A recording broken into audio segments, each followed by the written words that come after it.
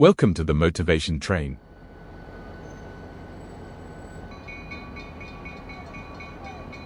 Buying things won't make you rich, but learning about them actually might. Most people think money is for spending, not studying. But impulsive buying triggers dopamine and short-term pleasure, while financial literacy builds long-term gain.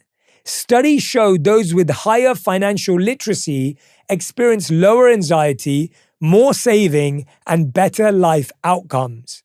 Warren Buffett said, "The more you learn, the more you earn." Money grows when your brain grows first. Talking about investing, spend 10 minutes today reading about a financial concept. Compound interest, inflation, investing. Swap one scroll for one financial insight. Investing in yourself and your knowledge is a far better investment at the beginning of your wealth journey than any other asset. I promise you that. Buying things won't make you rich. Impressing people won't build your net worth. Wearing your salary won't grow your savings.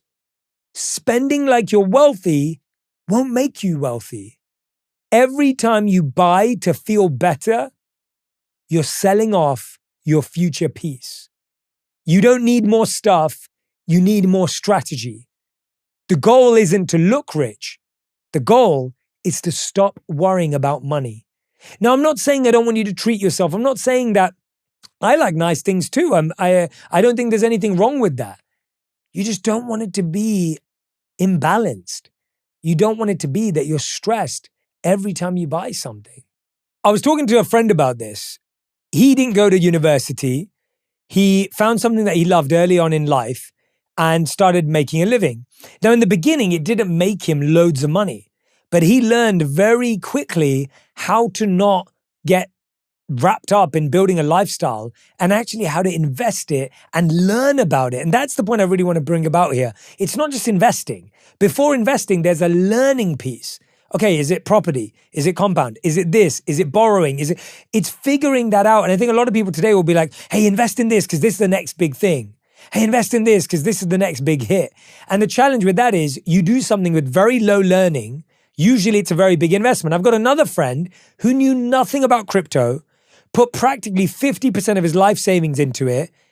And then the next week when crypto dropped, he took everything out because he'd lost 10K and got worried about it. And then the next week it all went up again.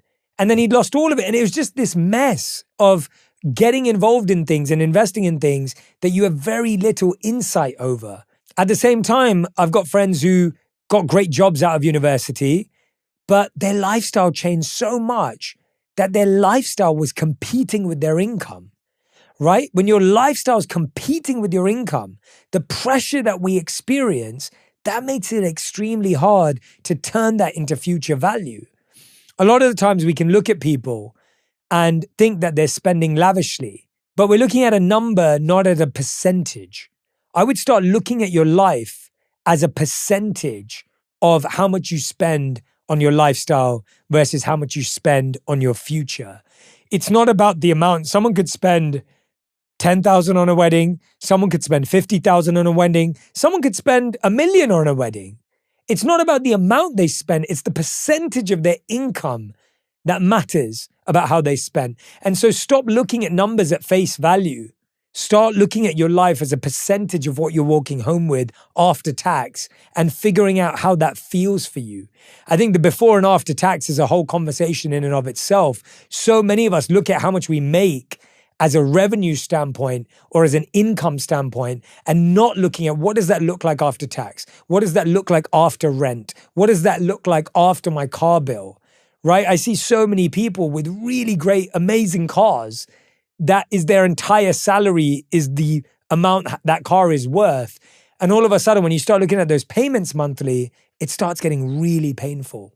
Don't ignore the reality of trying to present your lifestyle in a certain way. I've also find it to be what's known as the golden handcuffs. A lot of people get so used to their lifestyle that they can't quit a job they hate. So you actually hate what you're doing, but you can't stop doing it because it pays for the lifestyle you want. The question you have to ask yourself is, do I want to do something I hate for the rest of my life to pay for things? And it's okay if you do. If the answer is yes, that's fine. But oftentimes we get an opportunity to do something closer to our heart, but we don't want to take it because we'd make less. In my own life, I went through that. I had a stable job as a consultant. I was doing okay. Okay being very important as part of it. And I wasn't doing well and I wasn't doing badly. I was doing just fine. And I gave that up to pursue my passion. And I'm so grateful for that because I am so thankful that I get to do what I love today. But I had to take off the golden handcuffs. I had a safe, stable career lined up, but I was willing to make less. I was willing to make nothing at all in the beginning to get it going. And I'm grateful that I was able to put those down. So don't be tied by the golden handcuffs. Thank you for watching. Join us on our next train ride.